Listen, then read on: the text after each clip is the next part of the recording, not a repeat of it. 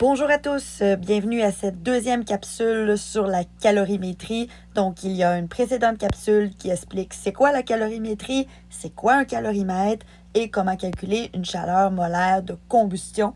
Donc, bienvenue à cette deuxième capsule qui va mettre en lumière comment calculer la chaleur molaire de dissolution.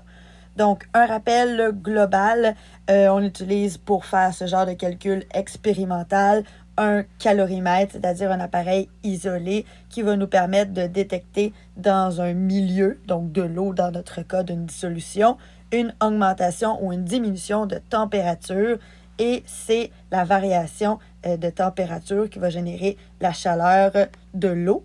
Et nous, ce qui va nous intéresser, c'est qu'on va prendre l'inverse de cette énergie-là et ça va nous donner la variation d'enthalpie de la réaction. Et donc, éventuellement, si on le divise par un nombre de moles, on obtiendra la chaleur molaire de dissolution. Évidemment, tout ça sera expliqué en détail dans la capsule. Mais avant, il est pertinent de se poser la question, qu'est-ce qu'une dissolution? Donc, on va aller voir l'exercice. On dit qu'on doit dissoudre 17 grammes de glucose dans 150 ml d'eau à 20 degrés. Et là, ensuite, le problème se poursuit. Donc, on a assez d'informations pour tout de suite aller écrire une équation de dissolution. Donc, la dissolution, c'est un terme général qui peut se diviser en deux catégories. Ce qu'on appelle la dissolution moléculaire ou la dissolution ionique. Pour être capable de toi-même déterminer c'est laquelle que tu vas devoir utiliser, il faut que tu réfléchisses à la molécule et faite de quel type de liaison. Donc, quels sont nos choix? Allons voir avec une page blanche pour plus d'espace. Alors voilà, en secondaire 4, tu as vu qu'une molécule pouvait faire des liaisons chimiques, ioniques ou covalentes et qu'ensuite on pouvait les regrouper dans 4 grandes catégories. Les acides commençant par H+, ensuite les bases finissant par l'ion polyatomique hydroxyde, donc OH, les sels composés d'un métal et d'un non-métal, formant ici une liaison ionique, et ce que nous appelions les non-électrolytes, c'est-à-dire des substances faites de non-métaux unis par donc ce qu'on appelle une liaison covalente. Pourquoi je te parle de tout ça? C'est parce que la dissolution ionique, ça va être la catégorie qui va englober les 3 principaux types de molécules qu'on appelait, nous, à l'époque, l'année passée, des électrolytes. Donc, c'est ce qu'on utilisera pour faire des dissolutions ioniques.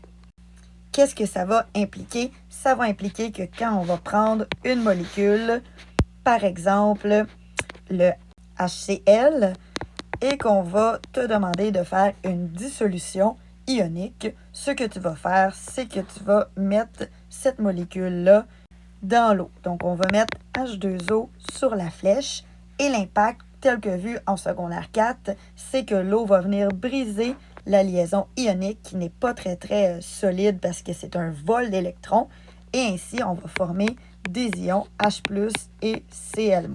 Ça, tu connais très bien ça. C'est des notions de secondaire 4. On appelait ça de la dissociation électrolytique. C'est juste que le mot change, le mot évolue pour que ça s'appelle une dissolution ionique. Si on va du côté de l'autre type de dissolution, ce qu'on appelle la dissolution moléculaire, son nom l'indique, on va quand même appliquer une dissolution, c'est-à-dire qu'on va mettre la substance dans l'eau. L'eau, on le met sur la flèche parce qu'elle ne fera pas partie ni des réactifs, ni des produits. Ça veut dire qu'il n'y a pas de réorganisation des réactifs avec l'eau pour former des produits où les H ou le O vont s'être réorganisés avec la molécule. L'eau, elle fait tout simplement essayer de briser la molécule. Donc ça, c'est le concept de dissolution. Maintenant, dissolution moléculaire, ça nous prend des liaisons qui sont covalentes. On pourrait penser à une molécule de chloroforme, par exemple.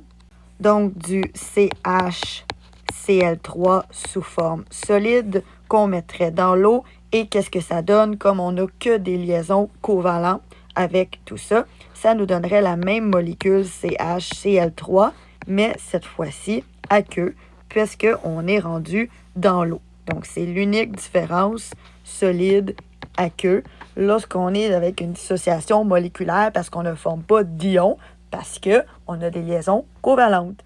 Alors qu'un petit rappel, tout ce qui est dissociation ionique, c'est parce qu'on a été capable de former des ions. Donc, maintenant que c'est fait, on est capable d'aller voir notre question qui était d'écrire l'équation de dissolution du glucose. Donc, jamais ça va être précisé si c'est une dissolution ionique ou moléculaire. C'est ton travail en analysant la molécule de le déterminer. Donc, c'est du glucose. Le glucose, je prends en considération que tu connais cette molécule-là. Depuis secondaire 1, tu étudies les réactions de photosynthèse et de respiration cellulaire et les deux impliquent le glucose. Donc, le glucose, c'est du C6H12O6. Il est sous la forme solide au départ. On fait une dissolution. Donc, tu es obligé de mettre de l'eau sur la flèche. Ça, c'est la dissolution. Et après ça, tu réfléchis. Le glucose est en fait que de liaisons covalentes parce que ce sont que des non-métaux.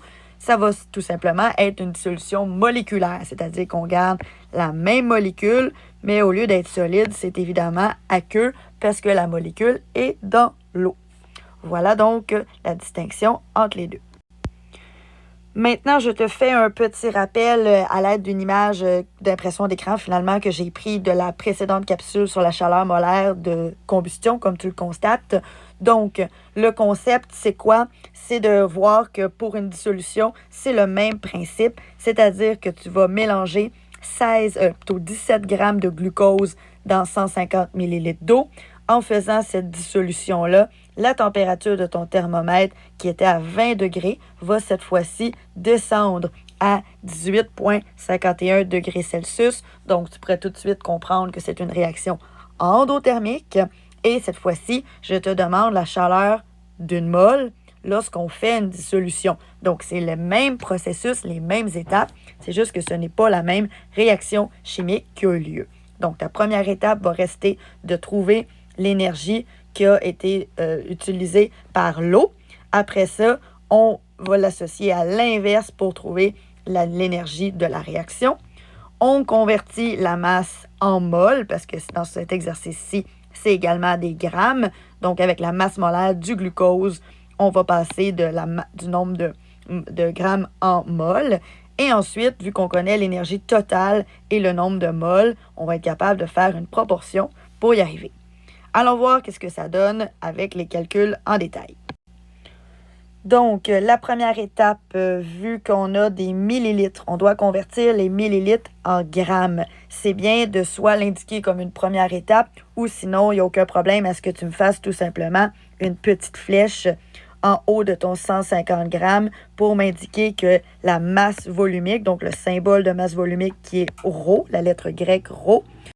Désolée en passant si je massacre la prononciation de la lettre.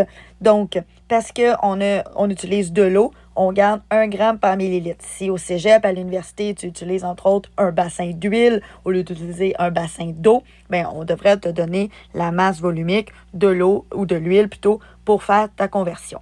Donc, je te rappelle que vu que tu es dans un bassin rempli d'eau, tu dois utiliser la valeur de la masse de l'eau, 150 grammes, multiplié par la capacité thermique massique de l'eau, et on utilise la variation de température.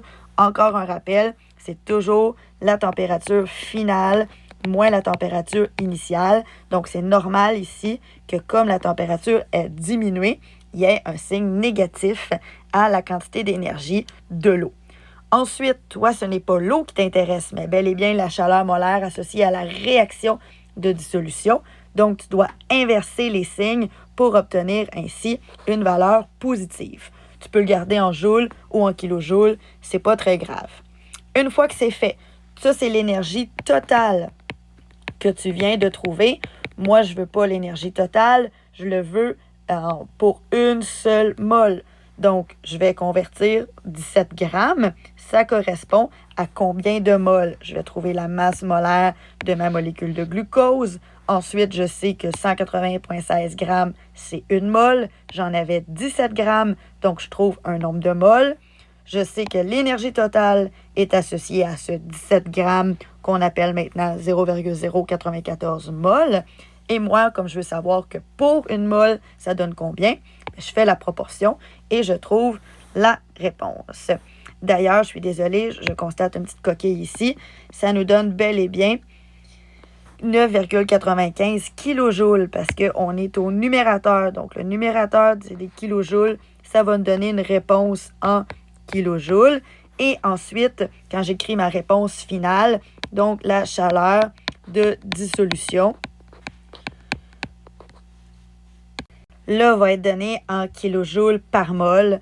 Donc, vous voyez ici que la vraie valeur, c'est un nombre de kilojoules par mol, mais c'est pas vrai que mon numérateur ici, c'était des kilojoules par mol, parce que sinon, je divise des kilojoules par mol par des mols, donc ça serait problématique. Si tu as de la difficulté à comprendre ce concept-là, je te rappelle qu'en secondaire 4, on avait fait la même chose avec les ppm, c'est-à-dire que tu avais souvent, par exemple, 80 grammes par 100 millilitres, puis là, moi, je voulais savoir par 1 million de millilitres, qu'est-ce que ça donnait.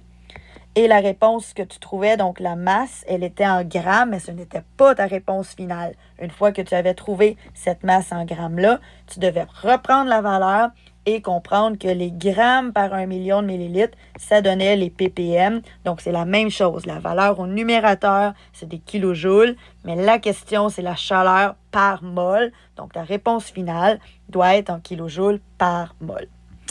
Donc, voilà la capsule sur la chaleur molaire de la dissolution. Je t'invite peut-être à l'écouter celle sur la neutralisation. Il y a une petite astuce supplémentaire à maîtriser. Je te souhaite une excellente fin de journée.